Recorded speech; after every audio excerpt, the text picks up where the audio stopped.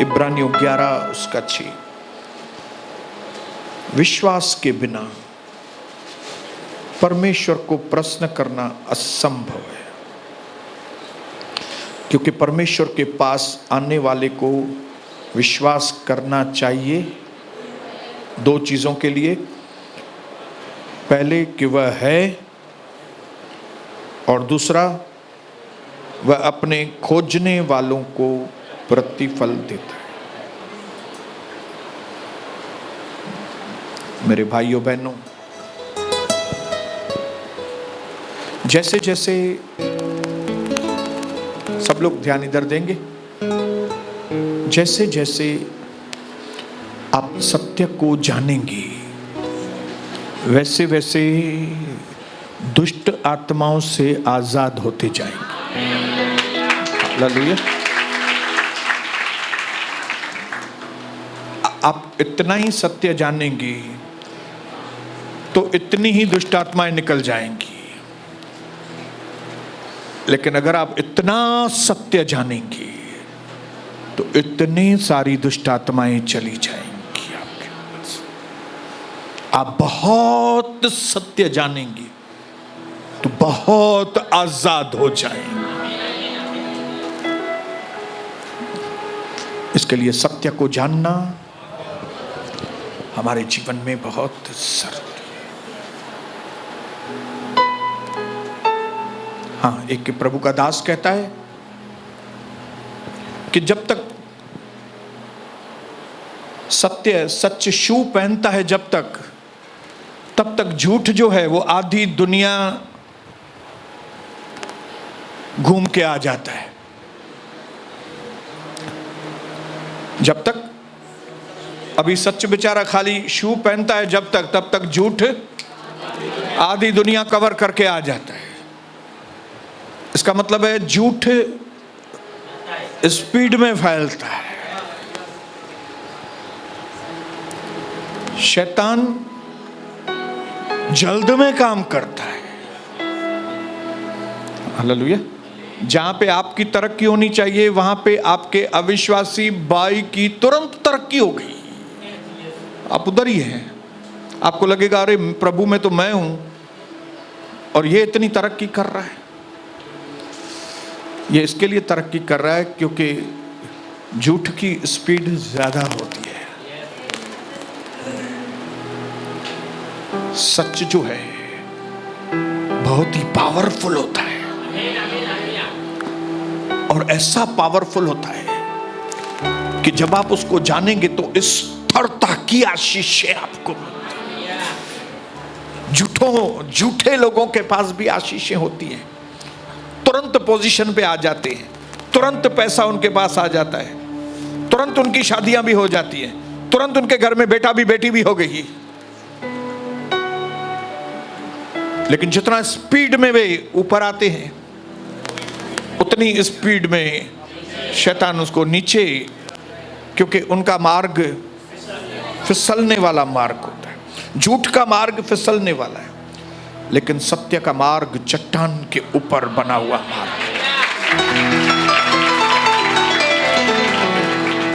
इसके लिए रेस के अंदर जो घोड़ा जीतने वाला होता है वो पहले आप देखेंगे पीछे होता है, दूसरे घोड़े आगे। इसका मतलब ये नहीं कि आप रेस में लगाओ जाके पैसे। हालेलुया। अभी ब्रदर ने बोल दिया आज ही मैं सफेद वाले घोड़े के ऊपर लगाएगा।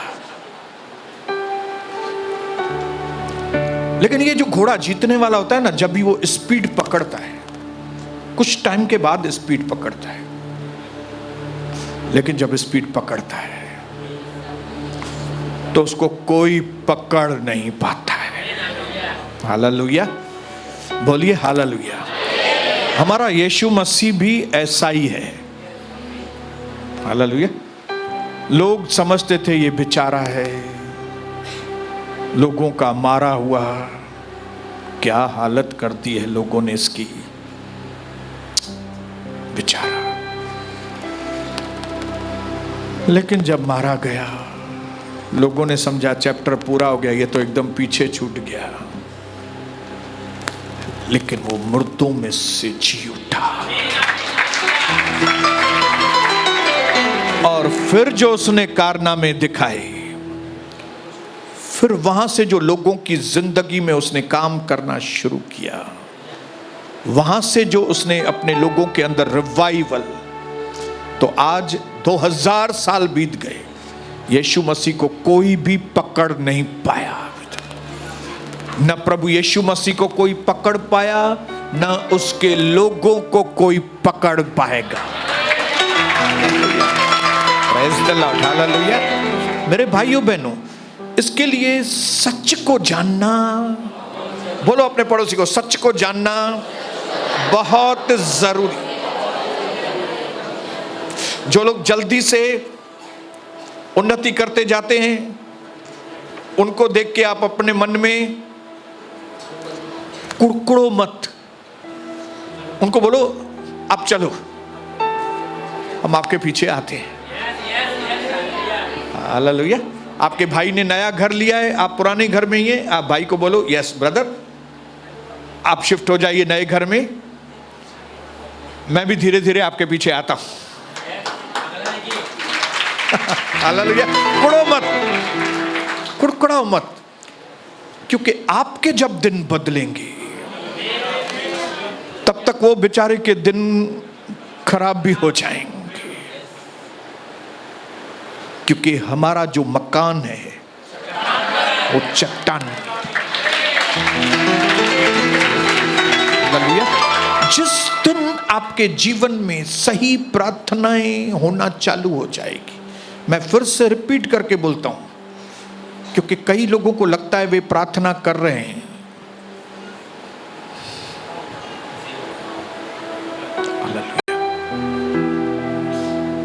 आपको स्पिरिचुअल सिस्टम समझने पड़ेंगी। आपको यह समझ में आना चाहिए कि मेरी प्रार्थनाओं का जवाब कैसा आता है, मेरी प्रार्थनाओं का जवाब कितना आता है, मेरी प्रार्थनाओं का जवाब क्यों नहीं आता है, या तो मेरे पास अभी तक उतना जॉय क्यों नहीं है। क्योंकि परमेश्वर का राज्य सिर्फ खाना पीना नहीं है, परंतु पवित्र आत्मा का सच्चा आनंद है। क्या आपका जीवन का कटोरा उमड़ रहा है कि नहीं? कई लोग ऐसे ही बोलेंगे हाँ मेरा कटोरा उमड़ रहा है। अगर उमड़ रहा है तो दुनिया को क्यों नहीं बताते आप कि आपका कटोरा उमड़ रहा है? भाई, अगर ये सोनी बसंतानी सारी दुनिया को बता रहा है कि मेरा कटोरा उमड़ता है, तो आप भी बताओ ना, अगर आपका कटोरा उमड़ रहा है तो। और अगर आपका कटोरा नहीं उमड़ रहा है तो क्यों नहीं उमड़ रहा है? क्योंकि यहोवा मेरा चरवाहा है, मुझे कोई घटी नहीं होगी। वह मुझे हरी हरी चराइयों में और वह सुखदाई जल के झरनों के पास मुझे ले चलता है। वह मेरे जी में जी लेकर आता है, चाहे मैं घोर अंधकार से भरी हुई तराइयों में से भी होकर क्यों न चलूं, तो भी मैं हानि से नहीं डरूंगा, क्योंकि वह मेरे साथ है। उसकी सौंटे और उसकी लाठी से मुझे शांति मिलती है। धर्म के मार्गों में वह अपने नाम के निमित्त मेरी अगुवाई करता है। मेरे दुश्मन के सामने वो मेज बिछाता है। मेरे सर पे उसने तेल मला है। मेरा कटोरा उमड़ रहा है। निश्चय भलाई और करुणा जीवन भर मेरे साथ साथ बनी रहे, और मैं यहोवा के धाम में सर्वदा वास करूंगा। क्या यह वचन मेरी जिंदगी में पूरा हो रहा है? क्या मेरी जिंदगी इस तरह से है? अगर इस तरह की जिंदगी है तो मैं आपको बधाई देना चाहता हूं, लेकिन अगर इस तरह की जिंदगी नहीं है तो मैं आपको पुश करना चाहता हूं, प्रार्थनाओं को सही करो। आपकी प्रार्थनाओं में फिर दम नहीं है। आपकी प्रार्थनाएं सही होनी चाहिए। आपको प्रार्थना करना सीखना पड़ेगा। आपको प्रार्थना करने का तरीका बदलना पड़ेगा। आपको अपनी स्ट्रेटजी बदलनी पड़ेगी। आपको अपनी जो कार्य करने का तरीका है वो बोलो बदलना पड़ेगा। इसके तहत हमने सीखा कि अगर आप चाहते हो कि आपकी प्रार्थना में ताकत आए तो परमेश्वर के इमेज को सही करो आपके जीवन में। वो हेडमास्टर नहीं, वो बहुत ही इंटरेस्टिंग आदमी है। हालेलुया, बहुत अट्रैक्टिव है परमेश्वर। जितना एक व्यक्ति की खूबसूरती को आप सोच नहीं सकते, उससे ज्यादा वो खूबसूरत है। जितना सोच नहीं सकते कि कोई व्यक्ति आपसे प्यार करे, उससे ज्यादा वो आपसे प्यार करता है। इमेज को सही कीजिए, और इमेज को सही करने के बाद दूसरी चीज क्या कीजिए, उसके प्लान को जानिए कि कहां से कहां वो आपको पहुंचाना चाहता है। वो राबा, हालेलुया। उसके वचन में हमने साफ पढ़ा कि वो आपको अपना याजक और राजा बनाना चाहता है। Hallelujah, praise the lord, hallelujah. राजा कौन सा काम, राजा का एक ही काम होता है खाली। राजा लोग भीख नहीं मांगते। राजा एक ही काम करता है खाली, ऑर्डर करता है। राजा एक ही काम करता है, डिक्री करता है, डिक्री, ऐलान करता है खाली, ऐसा हो, ऐसा हो जाए।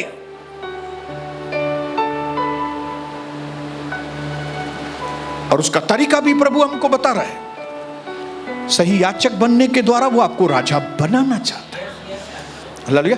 आपका चरित्र ठीक करके आपको ऊंचाई पे बिठाना चाहता है। आपके अंदर की मलिनता को खत्म करके, गड़बड़ियों को खत्म करके आपको ऊंचे स्थान पे बिठाना चाहता है। आपको सुधार के वो बहुत प्रॉस्पर करना चाहता है। लेकिन पहले सुधार, पहले सुधार, पहले आत्मा में उन्नति करो तो सब बातों में उन्नति हो जाएगी। पहले सुधरोगे तो राजा बनोगे। पहले सेवक बनोगे सही तो राजा बनोगे। पहले नौकर बनोगे तो मिनिस्टर बन जाओगे बहुत बड़े। ये प्रभु की कैलकुलेशन है। ऐसे करके ऐसे लेके आता है। हम लोग डायरेक्ट ऊपर जाना चाहते हैं, लेकिन प्रभु का ऊपर जाने का रास्ता है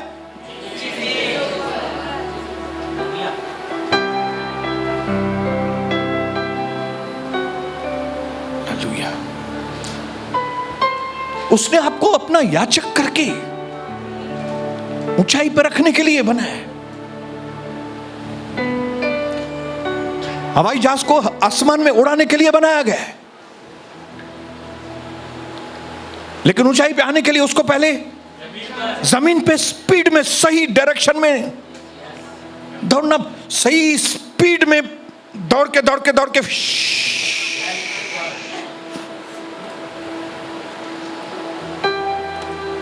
और उसके बाद हमने देखा कि सही याचक बनने के लिए यीशु मसीह एक हमारा कैसा मॉडल है। और उसके अंदर हमने देखा कि उसकी प्रार्थनाओं को क्यों सुना गया, क्योंकि वो अपने पिता के आगे समर्पण था, अधीन था। आपको अधिकार पाना है तो अधीनता में आ जाओ।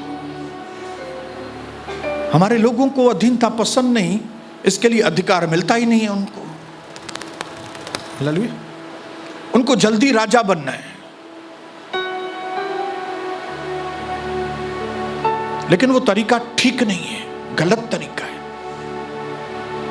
Shortcuts will cut you short, काट देंगे आपको ये शॉर्टकट्स। मुझे जल्दी से आशीष मिले, मैं जल्दी से मशहूर हो जाऊं, मैं जल्दी से पैसे वाला बन जाऊं।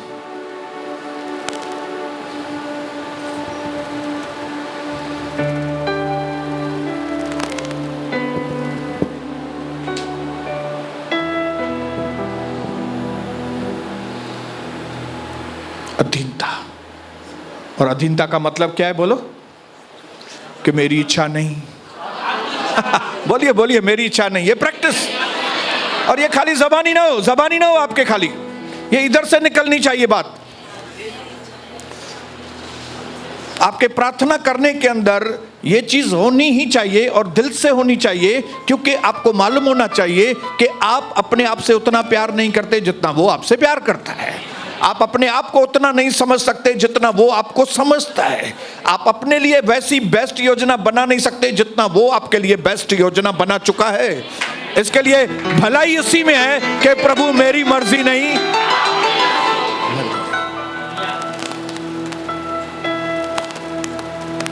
बोलिए हालेलुया, बोलिए मेरे अंदर प्रभु की इच्छा पूरी हो, क्योंकि उसकी इच्छा। आप जैसे जैसे प्रभु के साथ चलेंगे ना, आपको मालूम पड़ेगा कि उसकी इच्छा कितनी मनोहर है, कितनी परफेक्ट है, कितनी मस्त है। ऐसा रोमियो 12:2 में लिखा है, घर में जाके पढ़ना आप। उसकी मनोहर इच्छा, सिद्ध इच्छा, परफेक्ट इच्छा। हालेलुया। मेरे बदन में 5 बीमारी थी। मैंने कई डॉक्टरों को विजिट किया था, कई डॉक्टरों का इलाज किया था मैंने, लेकिन वो मेरी बीमारियां खत्म नहीं होती थी। मेरे माँ बाप भी परेशान थे उसके पीछे, मेरी पत्नी भी परेशान थी। लेकिन जब मैंने एक दिन यीशु मसीह को अपने जीवन में ग्रहण किया, मैंने अपना जीवन प्रभु को दिया, तो मैंने देखा कुछ दिन के अंदर ही वो 5 बीमारियां मेरे बदन से चली गई। तब मुझे समझ में आया ये यीशु की मर्जी थी कि मैं चंगा हो जाऊं। डॉक्टर नहीं कर सका, कोई दूसरा नहीं कर सका, क्योंकि उनकी मर्जी थी कि नहीं मालूम नहीं। लेकिन जब से मैंने बोला यीशु मेरे अंदर आइए, तो मैं ठीक हो गया। तो इसका मतलब क्या हुआ? इसका मतलब है प्रभु यीशु की मर्जी थी कि वो मेरे जीवन में आए और मुझे चंगा करे। मेरी और मेरे पत्नी के बीच में झगड़े के ऊपर झगड़े होते थे। कई लोगों को बीच में बैठना पड़ता था, ऐसा करो, ये करो, वो करो, फलाना करो। प्यार करे पंहिंजे ज़ाल सां, वो उनके चवंदा मुड़स खे प्यार कर पंहिंजे, लेकिन होता नहीं था। लेकिन प्रभु यीशु मेरी जिंदगी में आया। जैसे ही प्रभु यीशु मेरी जिंदगी में आया, मेरे मन में अपनी पत्नी के लिए प्यार और इज्जत आनी चल गई। तब मुझे समझ में आया पहले क्यों नहीं हो रहा था।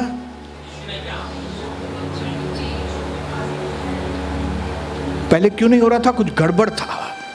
लेकिन यीशु जैसे आया तो हो गया। इसका मतलब है प्रभु यीशु की मर्जी थी, मर्जी थी कि हम पति पत्नी आपस में प्यार करें। प्रभु यीशु की मर्जी थी कि मेरा चरित्र सही बने। प्रभु यीशु की मर्जी थी कि मैं पैसों में आशीषित हो जाऊं। प्रभु यीशु की ये मर्जी थी कि मैं फेमस हो जाऊं।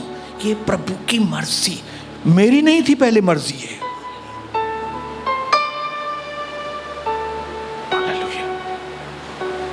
अनजाने में मैं ऐसे काम करता था कि मैं बीमार पड़ता था, चरित्र खराब हो जाता था, झगड़े होते थे, पैसे में उतना प्रॉस्पर नहीं होता था। लेकिन यीशु आया, उसकी मर्जी मेरी जिंदगी में पूरी हुई। तो अगर उसकी मर्जी इतनी पावरफुल है, तो क्या आप प्रार्थना में ये नहीं बोलेंगे कि प्रभु आपकी मर्जी पूरी हो जाए?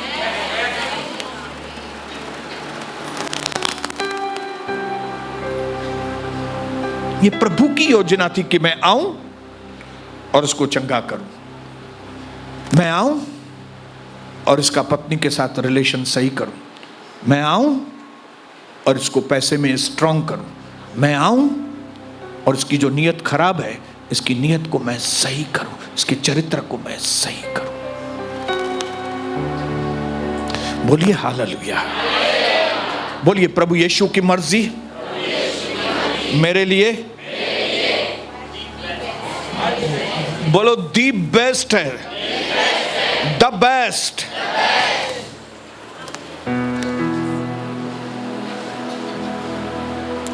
अगर ये चीज आपको मालूम नहीं है तो आप कैसी प्रार्थना करेंगे? अपनी मर्जी चलाएंगे। आप बोलेंगे प्रभु मैं चाहता हूं मेरे लिए ये कीजिए, मेरे लिए ये कीजिए, मेरे लिए ये कीजिए। अब समझ रहे हैं कि कितना इंपॉर्टेंट है अपने प्रार्थना के अंदर आपका प्रभु के आगे समर्पण होना। कितना इंपॉर्टेंट है प्रभु के आगे बोलना कि प्रभु मेरी मर्जी नहीं, आपकी मर्जी।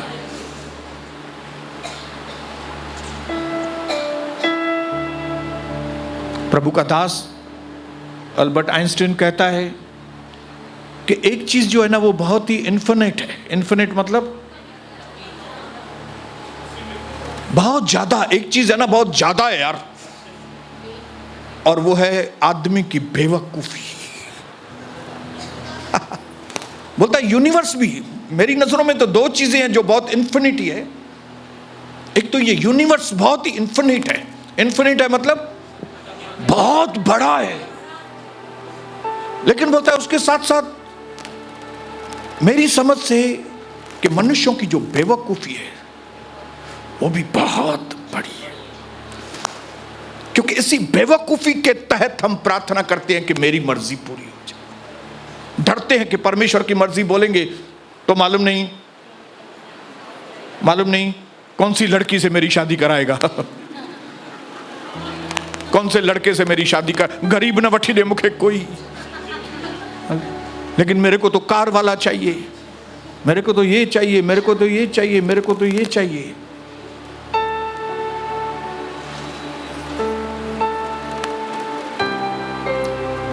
मनुष्य इस सृष्टि में रहकर शैतान की संगति में असीमित बेवकूफ बन गया है, और हमारा मनुष्यों का उस असीमित बेवकूफी में से बाहर आना बहुत जरूरी है। इसके लिए असीमित बुद्धि वाला वचन परमेश्वर हमारे पास पेश। ये वचन असीमित बुद्धि से भरा हुआ है। रखिए बाइबल के ऊपर हाथ और बोलिए, ये असीमित बुद्धि से।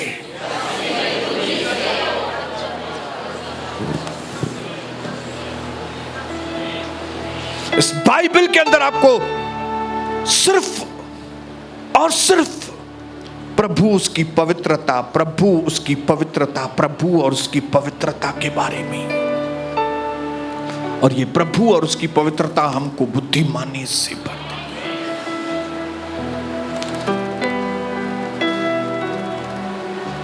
और जैसे जैसे ये बुद्धिमानी आती है, बेवकूफी खत्म होती जाती है। जितनी बुद्धि लेंगे उतनी बेवकूफी खत्म होती जाएगी। जितनी बुद्धि लेंगे, अभी आपने जितनी बुद्धि ली है वो लिमिटेड बुद्धि ली है, इसमें से इसके लिए कुछ लिमिटेड खाली बेवकूफी गई है, लेकिन वो बेवकूफी असीमित है। हालेलुया। एक बेवकूफी छोड़ेंगे दूसरी जाहिर हो जाएगी, बताएगी आपको कि मैं भी हूं इधर। हालेलुया। फिर वो दूसरी बेवकूफी के ऊपर जा पाएंगे, फिर तीसरी सामने आ जाएगी। हालेलुया। मालूम नहीं कितनी नील नदी में से गाय निकलेंगी। यूसुफ को तो खाली 7 गायें दिखाई दी थी पतली, लेकिन आपके अंदर से मालूम नहीं कितनी निकलेंगी। लेकिन डर नहीं जाने का है, स्टेप बाय स्टेप हमें इन बेवकूफियों के ऊपर जय पानी है प्रार्थनाओं के द्वारा। अभी हमने पढ़ा कि बिना विश्वास के परमेश्वर को प्रश्न करना। आप इसमें से अंदाजा लगा लो कि समर्पण के बाद दूसरी चीज जो आपकी प्रार्थना के अंदर जान डालती है वो है आप लोगों का विश्वास, मेरा विश्वास, मेरा भरोसा, हालेलुया, मेरा कॉन्फिडेंस। कॉन्फिडेंस को क्या बोलेंगे? कॉन्फिडेंस। कॉन्फिडेंस कि न सिर्फ प्रभु है, वो तो सभी लोग विश्वास करते हैं प्रभु है, लेकिन दूसरा कि जो उसको खोजेंगे उनको वो ये चीज के ऊपर उनका भरोसा उतना नहीं होता है।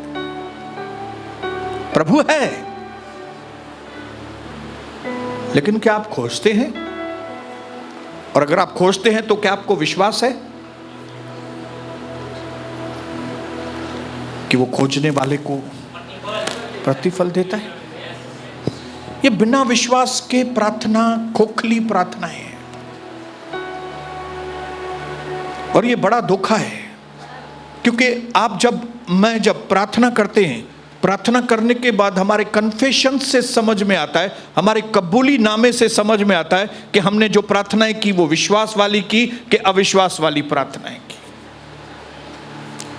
अगर हमने प्रार्थना की विश्वास के साथ कि प्रभु आप मेरे मैच मेकर हो, प्रभु आप मेरे चरवाए हो, प्रभु आप मेरे खुशियों को लौटाने वाले परमेश्वर, अगर उससे प्रार्थना करने के बाद फिर आपका जो नजरिया है, बात करने का तरीका वही पुराना ही है, तो आप समझ लो कि आप अपने आप को धोखा दे रहे हैं। क्योंकि वचन में लिखा है कि जब तुम प्रार्थना करो तब ये विश्वास करो, प्रतीति करो कि वो प्रभु ने आपको दे दिया है, तब वो आपको मिल जाएगा। Hallelujah, hallelujah. मेरी बहनें, आप पंखे के नीचे बैठी हैं, कितना आराम से बैठी हैं। पंखा गिर जाएगा तो ऊपर से बोलिए बोलिए, पंखा, दोनों पंखे गिर जाएंगे तो नहीं गिरेगा। क्यों भाई? किसके ऊपर विश्वास है? वायरमैन के ऊपर जिसने पंखे लगाए। हालेलुया। ऑटो में आई हैं बहुत सारी बहनें, ऑटो वाले से पूछा क्या आपने, दारू वारू तो नहीं पिया ना भाई साहब, आप हमको प्रार्थना घर जाना है, आप मुझे सही पहुंचाएंगे कि नहीं? एक ने भी नहीं पूछा होगा। आपको ऐसे व्यक्ति के ऊपर विश्वास है जिसके बाल बिखरे हुए हैं, बाल भी नहीं बनाए, कपड़े भी अच्छी तरह से नहीं पहने, मालूम नहीं कैसा दिख रहा है, फिर भी आप आराम से बैठ गए, अपनी कीमती जान आपने रिक्शा में रख दी।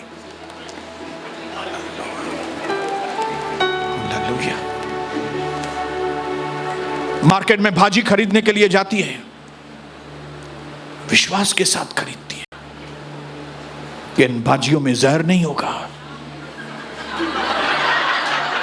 हालेलुया। आप ये विश्वास करेंगी कि वो स्प्रे आता है जो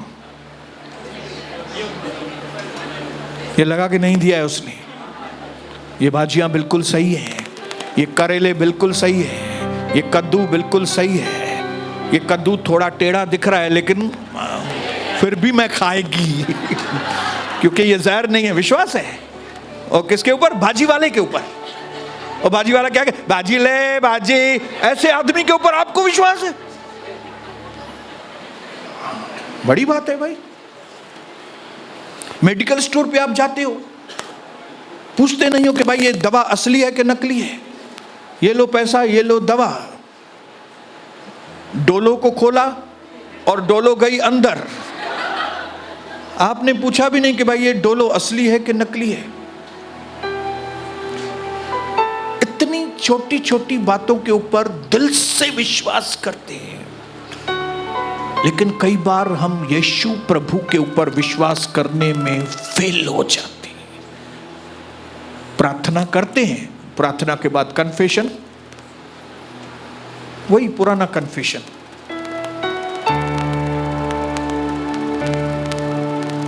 जिस दिन आपने प्रार्थना में विश्वास किया, सही, प्रार्थना के तुरंत बाद आपके बात करने का तरीका बदलना चाहिए।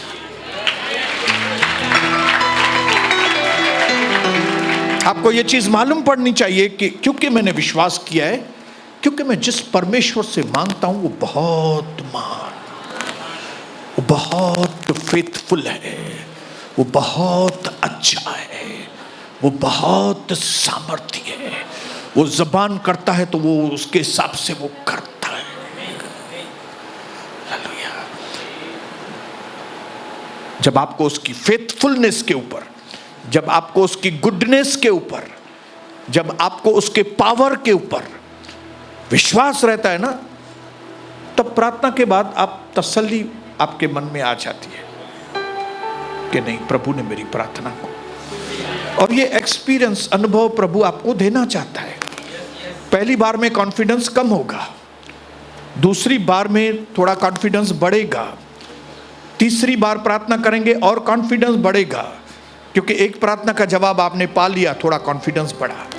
फिर दूसरी बार प्रार्थना करते, दूसरी चीज का वो भी प्रभु ने सुन लिया तो और कॉन्फिडेंस बढ़ता है। फिर तीसरी बार प्रार्थना करते हैं, वो भी सुना तो कॉन्फिडेंस बढ़ता है। एक दिन आता है जब आपको मालूम पड़ जाता है कि मैं प्रभु से मांगूंगा, प्रभु मुझे दे ही दे। हालेलुया। इसके लिए आपको ये चीज समझनी है भाइयों बहनों कि विश्वास विश्वास कई लोग बोलते हैं ब्रदर मेरे पास विश्वास नहीं है, क्या करूं? तो बाइबल में उसका भी जवाब है। 10:17 कौन सा किताब? रोमियो 10:17। आपको मालूम है विश्वास के पांव हैं, वो चल के आता है। कितने लोग चाहते हैं कि विश्वास चल के आए आपके पास? तो आइए सुनेंगे 10:17। विश्वास सुनने से और सुनना मसीह के वचन से होता है। कैसे विश्वास आएगा? क्या सुनने से? प्रभु की आवाज सुनने से। जितना बाइबल पढ़ेंगे उतना विश्वास, जितना प्रार्थना में बैठ के प्रभु की सुनेंगे उतना विश्वास बढ़ेगा।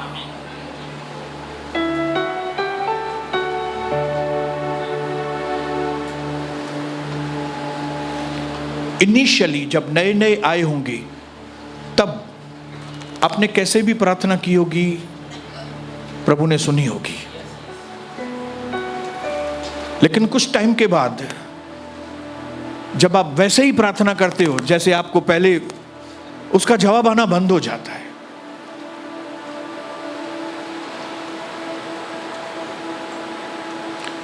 जब तक आप बच्चे थे प्रभु आपकी प्रार्थना को बच्चों की प्रार्थना समझ के सुन लेता था, क्योंकि आप बच्चे हैं।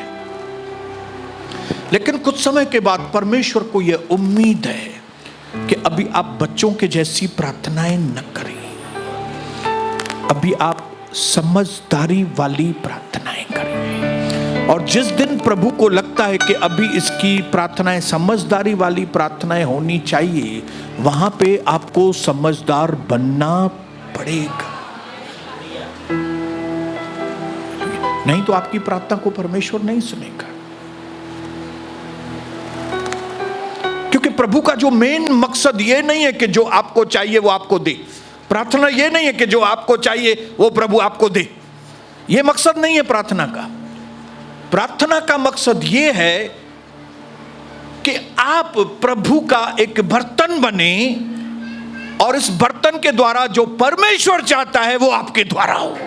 ये प्रार्थना। हालेलुया। इसके लिए पहले वो आपकी जो भी आप चाहते हो, सोचते हो, बोलते हो, वो करता है। लेकिन एक्चुअली उसका मकसद ये नहीं है। उसका मकसद ये है कि आप मैच्योर्ड प्रार्थनाएं करें। हालेलुया। बोलिए हालेलुया। आप पैसे मांगते होंगे, मुझे 10,000 चाहिए। प्रभु आपको नई नई जब आए होंगे 5,000 10,000 किधर पैसे भी दे दिए होंगे, आपको सही मददगार भी भेजा होगा, आपने कैसे भी प्रार्थना की होगी, प्रभु ने आपकी सब प्रार्थनाओं का जवाब दिया था। लेकिन अभी वो प्रार्थनाओं का जवाब नहीं आता होगा आपको।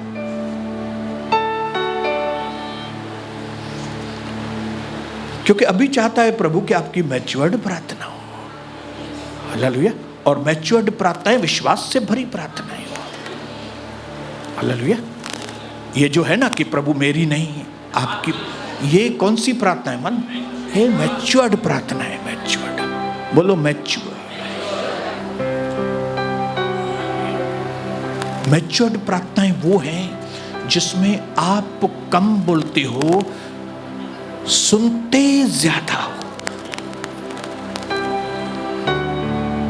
बोलिए हालेलुया। समझदारी वाली प्रार्थनाएं कौन सी है? जिसमें आप कम बोलते हो, प्रभु की सुनते ज्यादा हो। कई लोग मेरे पास आते हैं दुखों से भरे हुए, कहानी खत्म ही नहीं होती। मेरे साथ ऐसा हुआ, मेरे साथ वैसा हुआ, मेरे उसने ऐसा किया। अरे भाई थोड़ा अभी मुझे मालूम है, अभी मैं तुमको सॉल्यूशन देना चाहता हूं, अभी थोड़ी जबान बंद करो। नहीं बंद करते, वो सुनाने में ज्यादा इंटरेस्ट रखते हैं, सुनने में इंटरेस्ट, सॉल्यूशन रह जाता है क्योंकि उनको बोलना ज्यादा है। कहानियां भरी पड़ी हैं अंदर, मनोहर कहानियां। ये नहीं है क्या, अरे ये क्या, अरे मैं आपको क्या बताऊं, अरे मैं आपको क्या, उसने मैं क्यों, मैं तो हैरान हूं, मेरा तो मन करता है मैं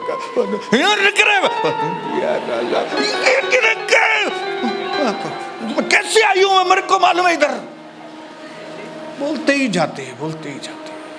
इसके लिए हमको बोलते हैं ये नंबर है, आप फोन पे बात करना, इधर अभी इधर टाइम नहीं है। हालेलुया। क्योंकि मैच्योर्ड प्रार्थनाएं वो हैं जिसमें आप अपनी लिस्ट प्रभु के आगे न रखें, क्योंकि आपकी लिस्ट प्रभु को मालूम है। हालेलुया। प्रभु को मालूम है आपको क्या चाहिए। वरन मैं आपको बताऊं, आपको भी नहीं मालूम कि आपको कौन सी चीज की जरूरत है। आपसे ज्यादा परमेश्वर को मालूम है कि आपको क्या चाहिए। लेकिन प्रभु प्रार्थना में आपको इसके लिए बिठाना चाहता है कि वो आपकी न सुने, आप उसकी सुने। परमेश्वर, आप प्रभु की सुने, क्योंकि जब वो बात करेगा विश्वास बढ़ेगा। आप बात करेंगे छाता स्टोरी उन माण्हुनि जो, शाबाश है मेरी पत्नी को। मैं तो लोगों की शॉर्टकट में ही सुनता हूँ, बाबा इतना लंबा चौड़ा मत बताओ, मेरा ही दिमाग घूम जाएगा।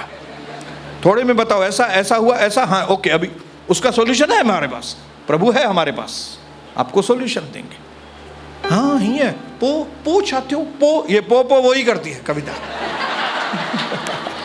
मैं दिमाग थी तो के बाबा, जहां असाए काने को दिमाग है तो मेरे को आओ शॉर्टकट में बताओ फटाफट, क्या हुआ क्या नहीं हुआ।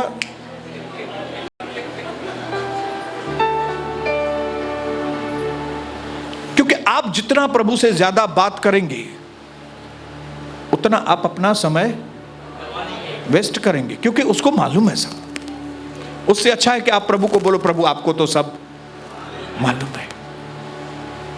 जैसे ही आप उसको बोलेंगे प्रभु आपको तो सब मालूम है, प्रभु बात करेगा। और जब आप प्रभु की सुनेंगे, क्योंकि प्रभु के बात करने में सॉल्यूशन है। आपको किसकी सुननी चाहिए? प्रभु की सुननी चाहिए, क्योंकि सॉल्यूशन आपके पास। विश्वास कैसे आएगा? जब आप प्रभु की सुनेंगे। प्रभु क्या बात करेगा? वचन ही बात करेगा। बाइबल पढ़ेंगे तो भी वचन, प्रभु के साथ व्यक्तिगत तौर पे बैठेंगे तब भी वचन। इसके लिए कई लोग अपने प्रार्थनाओं के जवाब को नहीं पाते, क्योंकि वो खाली लिस्ट लेके आते हैं। ये प्रभु ये चाहिए, मेरी हालत ऐसी है, फलाना हो गया, टीरा हो गया, ये नहीं हो रहा है मेरे जीवन में, ये नहीं हो रहा है, अभी आप सब कुछ करना यीशु मसीह के नाम से, आमीन। अभी मैं दूध उबाल रही है। अभी प्रभु ने सॉल्यूशन जो देने वाला है, प्रभु वो सुनने के लिए वो तैयार ही नहीं है। जहां से विश्वास आएगा वो सुनने के लिए तैयार ही नहीं है। आमीन बोल के उठ के आ गई, दूध उबाल रही है, और फिर कोई पूछेगा क्या हालत है? अरे हालत बहुत खराब है, क्या बताऊं। मतलब विश्वास है ही नहीं।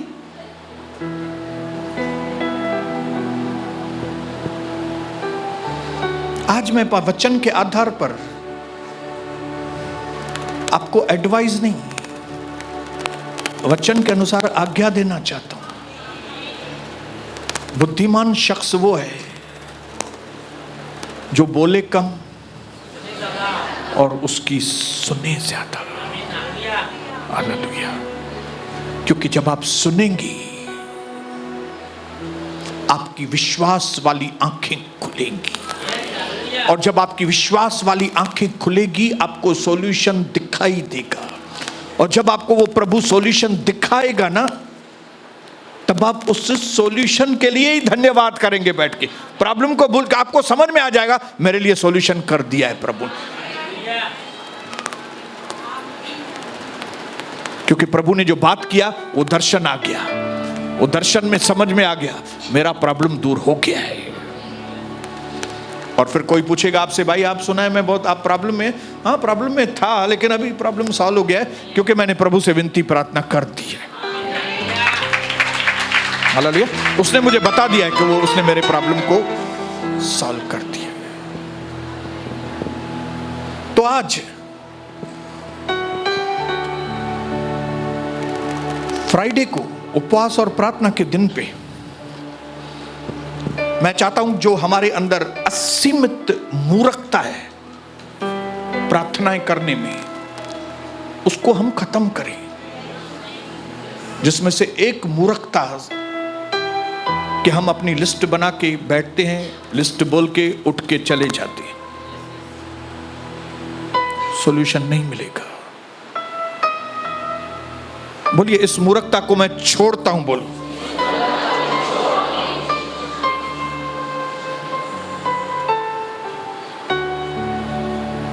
बेवकूफी। हमको लगता है कि समाज के अंदर जो प्रॉब्लम है वो है कि लोग दारू पीते हैं, लोग ड्रग्स लेते हैं, और समाज को खराब कर दिया है उन्होंने। मैं आपको बताऊं, ये ड्रग्स, ये स्मोकिंग, ये अल्कोहल, दारू, इन्होंने समाज को खराब नहीं किया है। हमारे समाज को हमारी बेवकूफियों ने खराब किया है। आपके घर को आपकी बेवकूफी ने खराब किया है। आपके घर की समस्याएं पैसा नहीं है, आपके घर की समस्याएं आपके बेटे या बेटियां नहीं है। आपके घर की समस्या क्या है? आपकी बेवकूफी कि आपको प्रभु मिला, वचन मिला, रोशनी मिली, कलीसिया मिली, पास्टर मिला, सब कुछ मिलने के बाद भी आप बेवकूफ के बेवकूफ। ये कसूर है। हालेलुया। क्योंकि प्रभु आपसे बात कर रहा है, लेकिन आप उसकी सुनते नहीं। प्रभु आपको बोल रहा है, भाई सॉल्यूशन इसमें है कि तुम कुछ छोड़ो, सॉल्यूशन इसमें है कि तुम इस बात को पकड़ो, सॉल्यूशन इसमें है कि तुम अपने वो दोस्तों का जो तुम्हारा संगति है, वो दोस्तों की संगति में से बाहर निकलो। प्रभु आपको बोलना चाहता है कि जो तुम्हारी बहनों की संगति है, तुम वो बहनों की संगति में से बाहर निकलो, तुम वो गुलामी में से बाहर निकलो। और हम बेवकूफी कौन सी करते हैं कि वचन आने के बाद भी, प्रभु बात करने के बाद भी, प्रभु का स्पष्ट शब्द आने के बाद भी हमारी स्टुपिडिटी, बेवकूफी, कि हम उस बात को छोड़ते नहीं है। और फिर बोलते हैं इसने ऐसा किया, उसने ऐसा किया, ऐसा हो गया, ये फलाना हो गया, इसकी वजह से ये नहीं। ये सारी चीजों की जड़ है आपकी बेवकूफी। आपका पति आपके साथ अभी गलत व्यवहार कर रहा है ना, उसका रीजन है तुम्हारी बेवकूफी जो तुमने पहले की। तुम्हारा बेटा सर पे चढ़ के बैठा है ना, तुम्हारे खून पी रहा है तुम्हारा, उसका कसूर नहीं है, तुम्हारी बेवकूफी। आज भी जो मध्यस्थी की प्रार्थना में, 2 दिन पहले मध्यस्थी की प्रार्थना में, हफ्ता महीना पहले मध्यस्थी की प्रार्थना में प्रभु ने आपसे कई बातें कही है, और अगर आप उसको मानने के लिए तैयार नहीं है तो मैं आपको बताऊं, आप मूर्ख हैं। और ये मूर्खता आपको तकलीफों के खाई में फेंक देगा।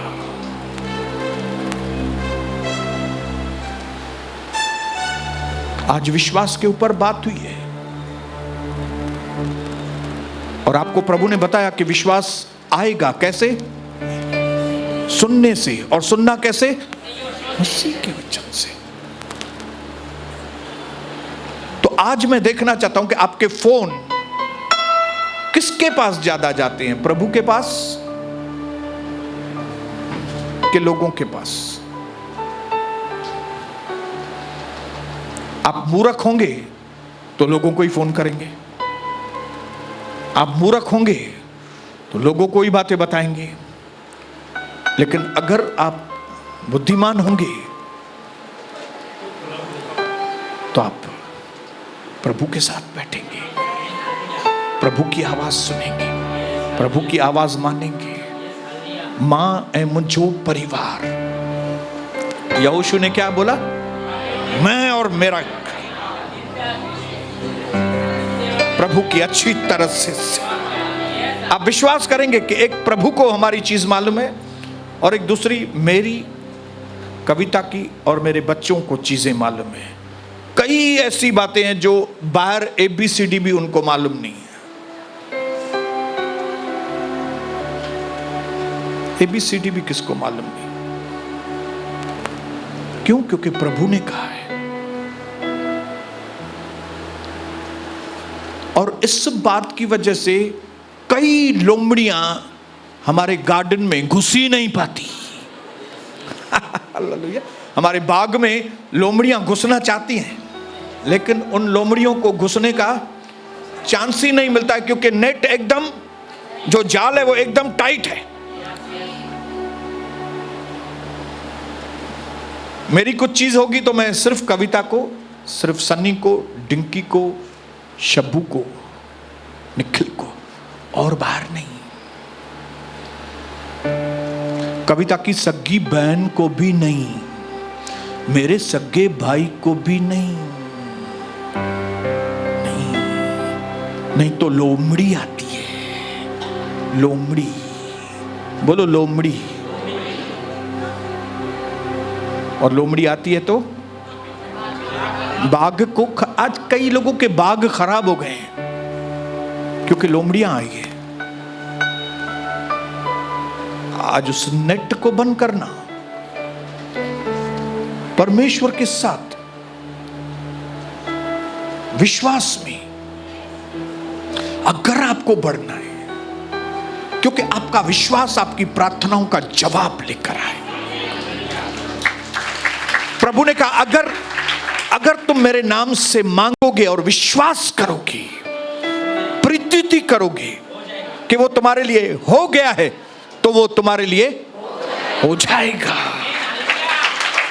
हो जाएगा। आज ये मौका है, आपके कामों से जान छुड़ाओ, आपकी पुराने प्रॉब्लम से जान छुड़ाने का ये दिन है आज। पुरानी लोमड़ियां जो आपके गार्डन में आई हैं, उनको अभी बाहर निकालने का वक्त आया। निकलो बाहर, निकलो निकलो निकलो निकलो। आपकी लोमड़ियों को कोई दूसरा आएगा नहीं निकालने के लिए, आपने उनको आने दिया है। आपकी हाजिरा को आपको ही छोड़ के आना है। आपने ही एंजॉय किया उधर।